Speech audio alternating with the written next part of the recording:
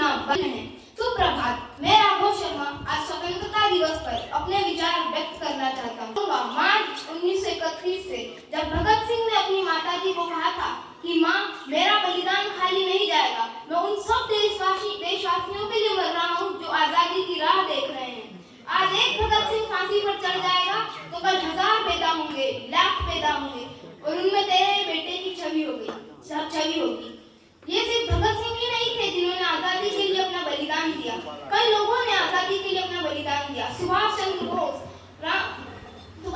बोस, महात्मा गांधी और भी कई नाम है। अगर मैं नाम लेता रहा ना तो शायद अगले दिन की सुबह भी हो जाए। और ये आजादी हमें यूं ही दान में नहीं मिली है, हमारे पुरखों ने खून देकर कमाई। आजादी हमें यूं ही विरासत में नहीं मिली है, कई माओं का दामन सूना हुआ है, कई लोगों ने अपना बलिदान दिया है। चंद्रशेखर आजाद, जिनको आखिरी गोली अपने सर से लगाना मंजूर था पर अंग्रेजों की गुलामी मंजूर नहीं थी। झांसी की रानी, अपनी तलवार से अंग्रेजों की बंदूक का क्या बखूबी सामना किया उन्होंने और आखिरी में अपनी शहादत को स्वीकार किया, ना कि गुलामी को। कई लोग आए, चंद्रशेखर आजाद भी अपने बलिदान से साबित कर गए कि हम आजाद ही हैं, आजाद ही रहेंगे और आजाद ही मरेंगे। लाला लाजपत राय ने उस समय पर कहा था कि मेरे जिस्म पर कितनी भी लाठियां मार दी जाए, क्योंकि एक समय ऐसा आएगा जब मेरे शरीर पर मारी गई एक लाठी अंग्रेजों की ताबूत में एक कील का काम करेगी। वो समय था जब भगत सिंह ने कहा था कि बुरे लोग बढ़ गए हैं। बुराई इसलिए बढ़ रही है क्योंकि बुराई सहन करने वाले लोग बढ़ रहे हैं। और सुभाष चंद्र बोस, जिन्होंने कहा था कि वतन को स्वतंत्र बनाना है ना तो हमें तो बनना ही होगा, जिन्होंने ये भी कहा था कि तुम मुझे खून दो, मैं तुम्हें आजादी दूंगा। बिना हिंसा के भी आजादी ली जा सकती है, यह महात्मा गांधी ने हमें सिखाया। उन्हीं गांधी जी ने यह भी सिखाया कि या तो करो या मरो, या तो आज है या कभी नहीं। उस समय के बच्चों के हाथों में आजादी के बिगुल हुआ करते थे और ये आज के बच्चों के हाथों में इंस्टाग्राम पर रील्स हुआ करती है। ये समय है नैतिक गिरावट और भ्रष्टाचार की ओर से ईमानदारी और न्याय की ओर जाने का। ये समय है हमारी स्वास्थ्य व्यवस्थाओं को बेहतर बनाने का। ये समय है पर्यावरण संरक्षण का, वनों की कटाई को रोकने का, प्रदूषण को रोकने का और हर एक देशवासी को इतना काबिल बनाने का कि हर कोई देश के विकास में अपना योगदान दे सके।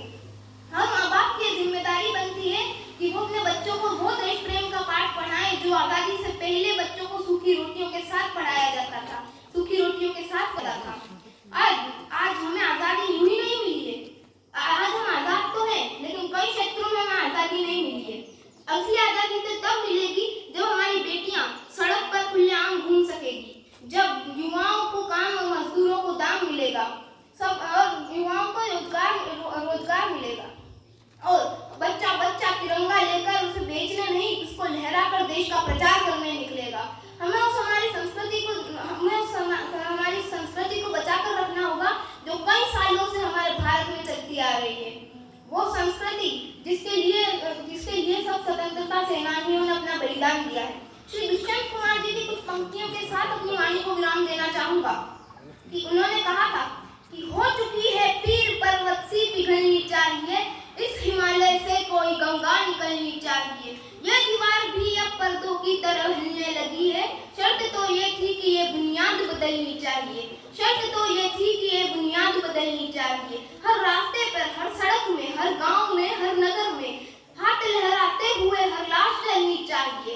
सिर्फ हंगामा खड़ा करना मेरा काम नहीं, सिर्फ हंगामा खड़ा करना मेरा मकसद नहीं, शर्त तो ये थी कि ये सूरत बदलनी चाहिए।